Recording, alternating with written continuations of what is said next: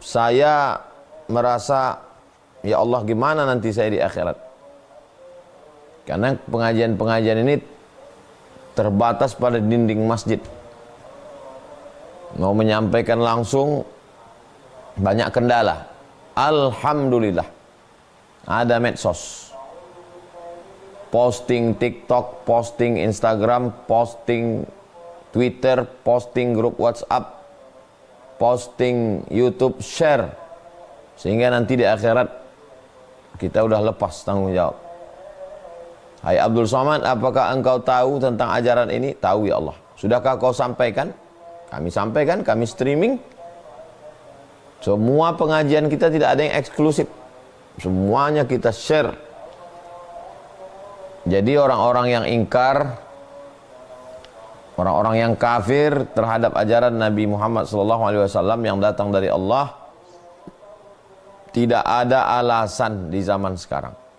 Kenapa tidak ada alasan? Karena tinggal cari channelnya. Dan untuk zaman sekarang tidak mencari pun saya yakin pas lagi scroll dapat video kita itu. Nah, jadi inilah orang yang paling rugi, diberi Allah Subhanahu wa taala hidup, diberi Allah Subhanahu wa taala nyawa, dikirimkan ruh ke badannya, tapi tidak dapat Ramadan sama sekali. Na'udzubillah. Kerugian tingkat tinggi. Kenapa begitu? Karena orang yang kafir masuk neraka khalidina fiha abada, kekal selama-lamanya. Waquduhan nas wal hijarah. Bahan bakarnya api neraka itu adalah nas. Nas maksudnya orang kafir. Wal hijarah maksudnya adalah batu. Batu di situ adalah batu-batu berhala. Itu semuanya di akhirat nanti jadi bahan bakarnya api neraka. Nas adalah manusia orang kafir yang masuk neraka kekal selamanya, menjadi bahan bakarnya, tidak keluar-keluar lagi. Sedangkan orang Islam sejahat-jahatnya dia akan keluar karena dia akan mendapatkan syafaat uzma, syafaat paling besar, syafaat Nabi Muhammad SAW. Jadi dengan adanya media sosial di akhir zaman ini, saya sebagai ustadz merasa agak ringan beban saya. Karena otomatis kita sudah share grup-grup, kita sampaikan. Kalau dulu kita mesti keluar masjid, kita mesti mengetuk pintu. Sekarang kita tidak lagi ada alasan orang untuk mengatakan kami tidak pernah mendengar. Karena tinggal kalau segan sama orang tua, segan ya dengar sendiri. Dan ketika dapat hidayah, ayyahdiallahu bika rajulan wahidan. Satu orang dapat hidayah, khairum minad dunya wa ma fiha, lebih baik daripada dunia dan seisinya. Khairum min humurin na'am, lebih baik daripada seekor unta yang merah, kendaraan termahal zaman Nabi Muhammad sallallahu alaihi wasallam. Jadi kalau kita punya kawan, sahabat, kita share, kita doakan. Ad-du'a silahul mu'min, doa itu senjatanya orang beriman. Kita berbuat baik, karena dengan berbuat baik itu mudah-mudahan terbuka pintu hati orang.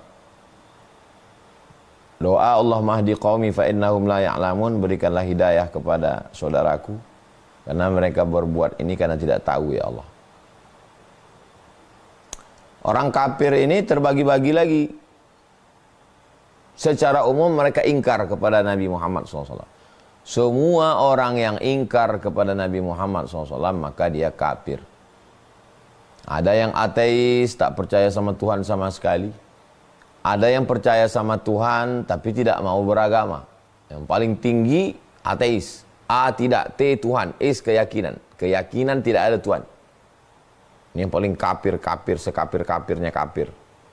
Di bawah itu dia percaya Tuhan, tapi tidak percaya agama. Ini orang yang trauma terhadap agama. Trauma terhadap tokoh-tokoh agama. Jadi gejala ini muncul di abad pertengahan, ya, di Eropa yang disebut dengan masa Renaissance. Ketika itu tokoh-tokoh agama ini sangat jahat. Menjual surat pengampunan dosa, homo.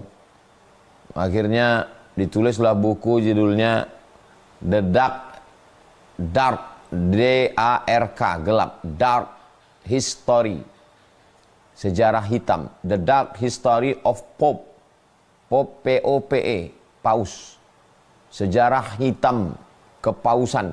Yang nulis bukan orang Islam, orang Barat. Jadi akhirnya karena kejahatan-kejahatan, kalau Anda seorang ustadz jahat, itu yang disalahkan orang bukan orangnya, agamanya. Orang jadi antipati terhadap agama. Kalau ada orang pernah dipelorotin, kena pelorot, duitnya diambil, maka saya, tolong kita saling mendoakan. Saya bukan menjaga diri saya. Karena kalau saya buat salah, orang tidak lihat Abdul Somadnya, lihat Islam. Lihat tuh. Nah, jadi kita, efek dari kejahatan tokoh-tokoh agama di abad pertengahan itu, maka muncullah gerakan melawan agama. Abad ke-14, 15, 16, 17. Berubahlah kiblat yang sebelumnya tokoh-tokoh agama menjadi filosof-filosof yang murtad. Filosof-filosof yang mengatakan tidak ada itu roh, tidak ada itu surga, tidak ada itu neraka, tidak ada itu alam gaib, tidak ada itu Tuhan. Bullshit, omong kosong itu semua. Nietzsche dari Jerman yang mengatakan Tuhan pernah ada tapi Tuhan sudah mati. Begitu juga dengan nabinya psikologi Sigmund Freud yang mengatakan Tuhan tidak pernah menciptakan manusia. Manusia itulah yang menciptakan Tuhan dalam pikirannya. Nah, jadi ini beralih arah kiblat yang sebelumnya ke tokoh agama, berpindah ke filosof-filosof ahli filsafat Eropa yang anti kepada Tuhan. Nah, sekarang upaya untuk mengembalikan, tidak bisa membunuh keyakinan orang. Jadi setengah mati mau dibunuh agama ini tidak bisa. Jadi kalau mereka mengatakan Tuhan itu tidak ada, malaikat itu tidak ada, surga itu tidak ada, akhirat itu tidak ada, ruh itu tidak ada. Yang ada itu yang ada ini, tangan, mata ini ada karena ada. Terus bagaimana mereka mengungkapkan tentang benci, marah, cinta, dendam? Itu kan tidak kelihatan.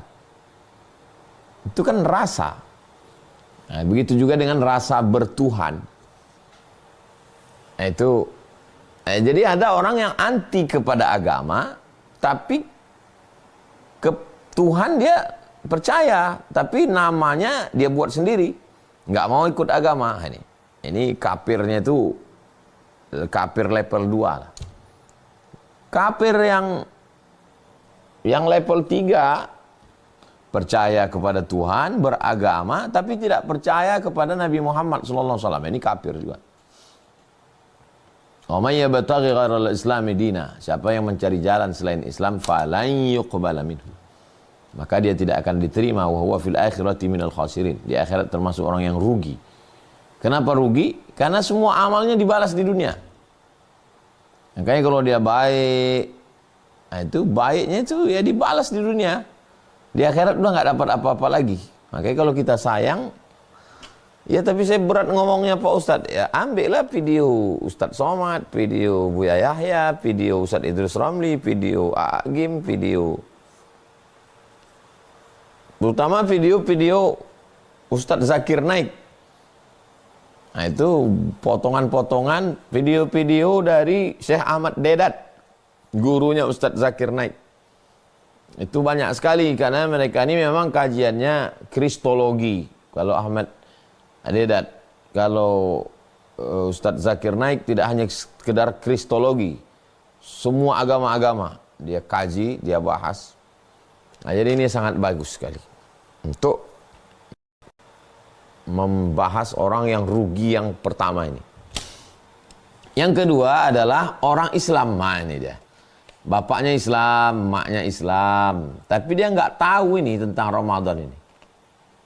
Boleh jadi dulu tinggalnya di kampung, nggak ngaji, karena miskin, karena susah misalnya. Terus merantau ke kota. Sampai di kota pergaulannya pun juga pergaulan, ada juga orang yang dari kampung. Tapi setelah sampai di kota itu tinggal dekat masjid. Circle-nya itu orang-orang, kalau gini masih untung. Tinggal di kampung, miskin, susah, melarat. Merantau ke kota, sampai di kota pergaulan juga. Narkoba, penjahat, selingkuh, homo, lesbi, LGBT. Tapi secara kultur dia Islam. Dia nggak murtad. Nah, ini orang-orang begini ini kalau ditanya, kamu Islam? Ya, saya Islam, bapak saya Islam, mak saya Islam. Tapi nggak tahu menahu dia tentang Ramadan itu. Mau Ramadan, mau apa. Tapi nanti kalau mudiknya lebih dulu pula dia pulang lagi. Lebih dulu pula dia beli baju hari raya lagi dari kita.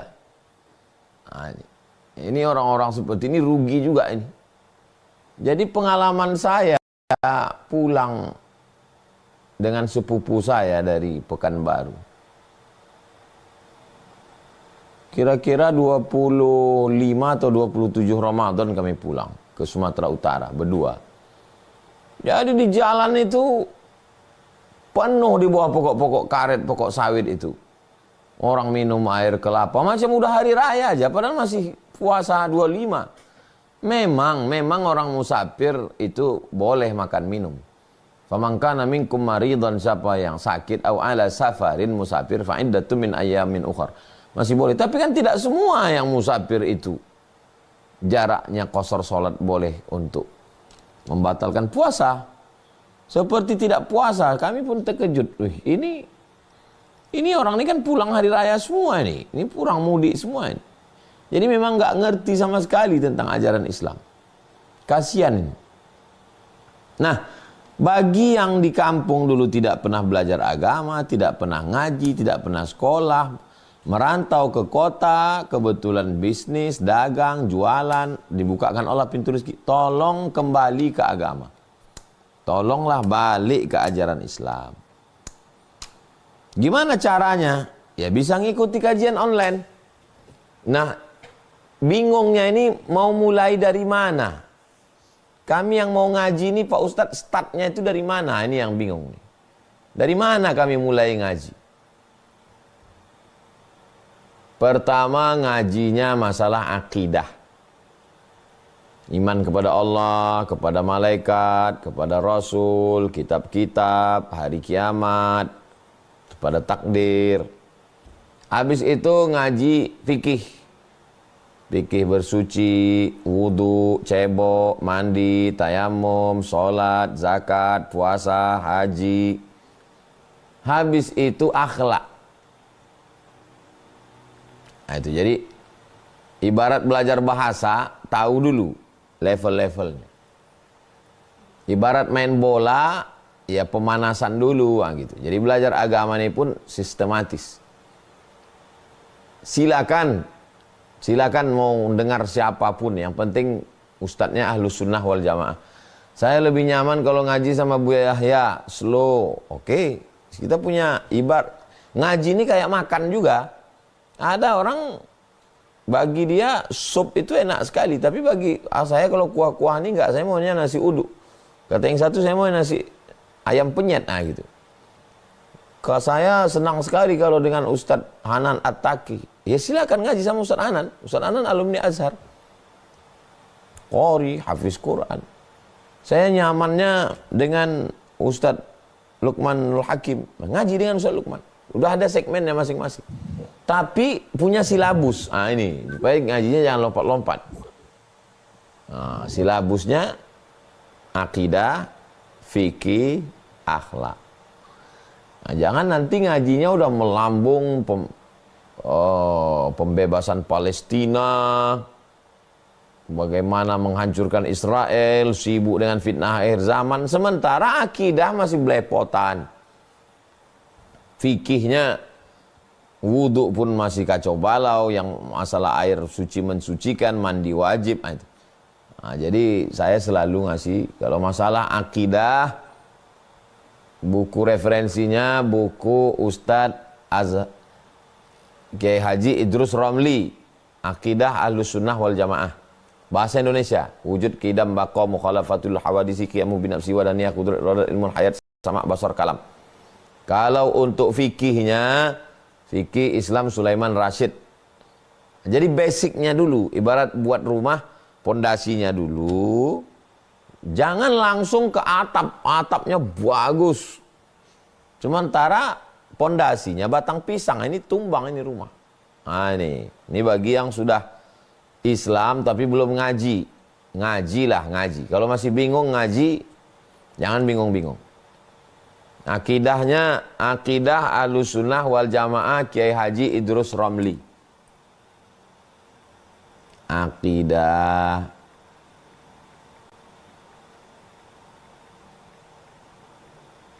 Ahlus Sunnah wal Jamaah Kiai Haji Idrus Romli. Nah, ini dia sampulnya. Akidah Ahlus Sunnah wal Jamaah Kiai Haji Idrus Romli. Akidah Ahlus Sunnah wal Jamaah Kiai Haji Idrus Romli. Di pondok santri-santri kelas 1 dasar sekali ini kita khatamkan. Begitu juga dengan fikih sunnah, fikih Islam Sulaiman Rashid khatam. Ini basic yang sangat dasar. Kita bisa tahu orang ini ngerti nggak ngerti dari pertanyaan. Ustadz, gimana kalau saya sholat nggak baca iftitah? Nah, itu nggak ngerti dia iftitah ini masuknya rukun, syarat, wajib, sunat. Nah, makanya belajar fikih. Oke, itu yang kedua bagi yang Islam tapi belum tahu supaya segera ngaji. Yang ketiga, Islam, Bapak Islam, Ibu Islam, sudah tahu. Wah ini, di kampung dulu mungkin sempat mondok, pindah ke kota juga dekat masjid, ngaji. Cuman belum sempat. Nah ini. Aduh, gimana lah Pak Ustadz, saya Ramadan nih sebetulnya mau, tapi saya masih dagang di pasar. Anak masih sekolah.